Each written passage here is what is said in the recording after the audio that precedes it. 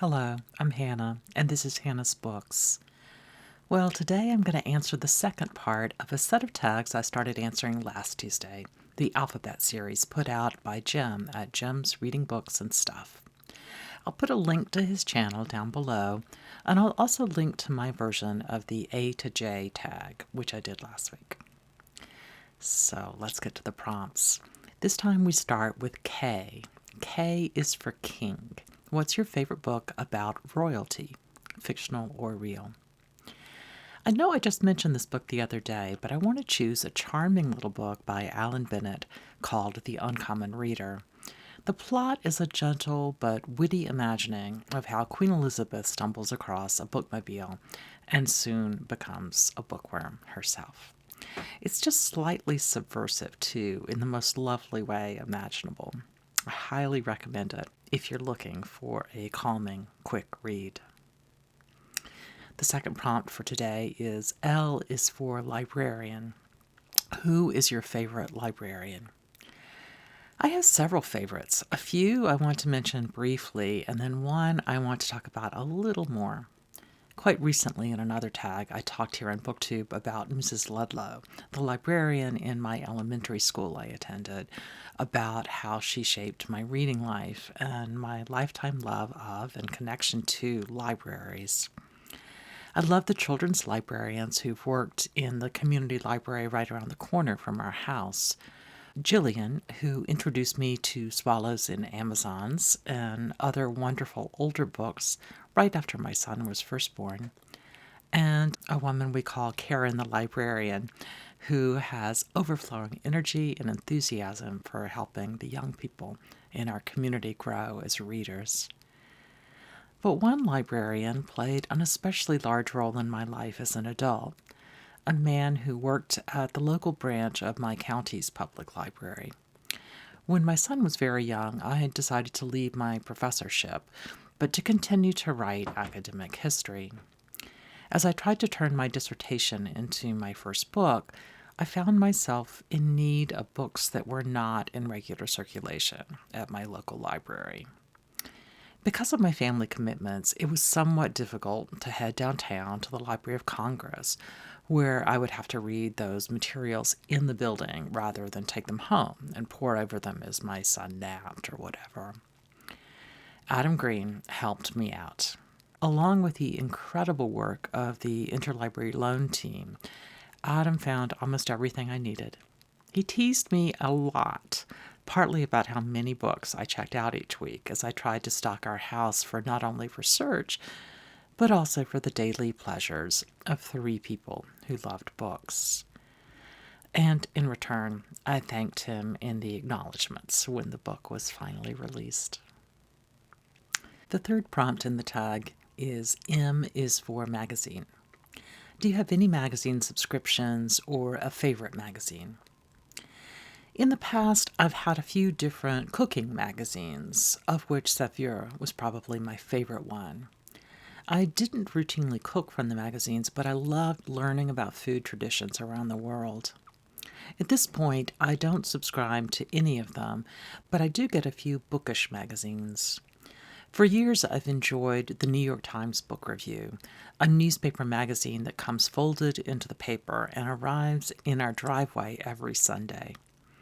I also really enjoyed the New York Review of Books and London Review of Books, both of which are a little more academic sometimes than the New York Times Book Review, something I really enjoy since I'm a former professor with sort of a nerdy streak myself. During the holidays, I decided to subscribe to the Times Literary Supplement, the TLS, and I just received my first copy this weekend. Although I've read many TLS articles online over the years, having an actual paper copy, a copy I can underline and in which I can make comments in the margins, a practice I mentioned recently in some other tag, is making me incredibly happy so far. Next up, N is for news. Where do you usually find your news? I read two main newspapers, the New York Times and the Washington Post, the latter of which is sort of my hometown paper, and I listen to NPR for national radio news. I follow some stories or issues quite closely, but I'm not nearly as well versed on other stories. So I have to admit that a lot of my introduction to other stories comes from either my husband or son, or from friends that I keep up with online these days. And especially when news is local or immediate, I usually check Twitter. During the Black Lives Matter protest, I checked in with various live streams from activists fairly frequently. And when I felt trembles in our house a few years ago, I looked up the name of our community and found out on Twitter that it was an earthquake, etc. In addition to those specific searches, I follow thoughtful commentators on Twitter. My favorite of that sort is probably the historian and public intellectual Heather Cox Richardson. The fifth prompt, which I will translate slightly, is O is for, oh my goodness. As Jim explains, he's not giving us a prompt for O, so we can make up our own. And I'm going to use oh my goodness, said in an exclusively pleased way, as my prompt.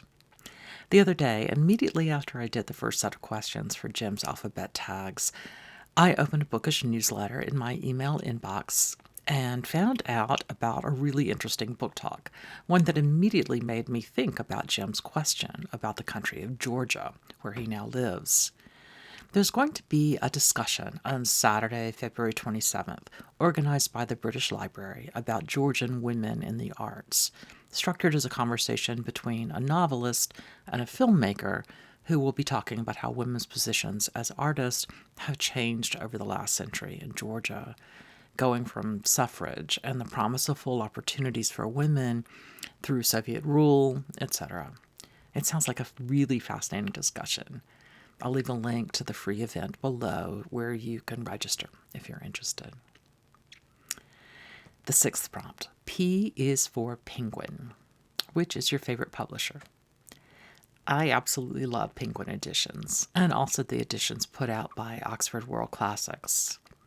Both publishers find phenomenal books from across time and to a degree across place, and bind them together with thoughtful introductions and useful annotations.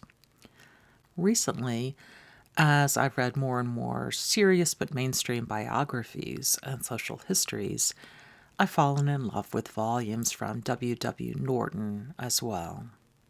I'm also quite fond of university presses, presses who over and over publish books that are incredibly important, even if they're almost guaranteed not to sell particularly well due to their more scholarly style or subject matter. My personal favorite university press is the University of North Carolina Press, with its incredible list of titles in Southern history and the history of race and ethnicity. Next, we have Q is for queer. Who is your favorite LGBTQIA plus author? I've answered this question a couple of different ways before. Audre Lorde is one of my very favorite lesbian writers, an author who did not hide her commitments and her loves. If you haven't read Lorde, Zami, A New Spelling of My Name, is a wonderful place to start. And if you still got room on your Black History Month TBR, Zami would be a fantastic addition for all sorts of reasons. In the past, I've also listed Carson McCullers as a lesbian author I really love to read. In this case, I want to especially recommend a new biography/memoir published recently by Jen Shapland. Her book is called My Autobiography of Carson McCullers. But in my not unusual practice, I try to give new answers for questions I've answered more than a handful of times. So this time I want to call your attention to several new biographies, either released fairly recently or forthcoming, about assorted lesbian writers or bisexual women writers in the 20th century. And these are not all of the books coming out either. Biographies or letters of Louise Fitzhugh, Tove Jansson, Patricia Highsmith, Sybil Bedford, and Elizabeth Bowen. If you know of other such biographies coming out, please tell me in the comments. I'm sure I'm forgetting some of the books I know about, and I suspect there will be some about to be published that I don't know about yet. Okay, the final prompt for this week's tag is R is for Russia. Do you have a favorite novel, poem, or writer from Russian literature?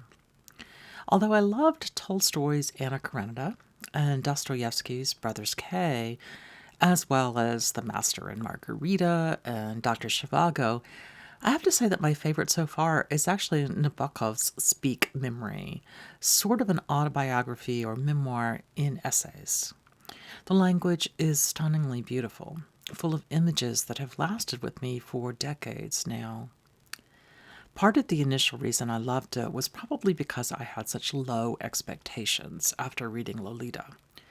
But that wasn't all of it. I actually want to talk about this book in detail sometime soon. Not immediately, but during 2021 probably.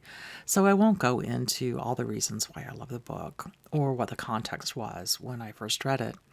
But I will later on sometime. Also, to be completely fair, there's a ton of Russian lit I have not read yet, including both War and Peace and Crime and Punishment. Well, thanks for part 2 of the alphabet tag, Jim. I know you have prompts for the third and final part of the tag up now, S to Z, in other words, and I think I'll be filming that video next week. Until next time, thanks to all of you for joining me here on Hannah's Books. See you soon.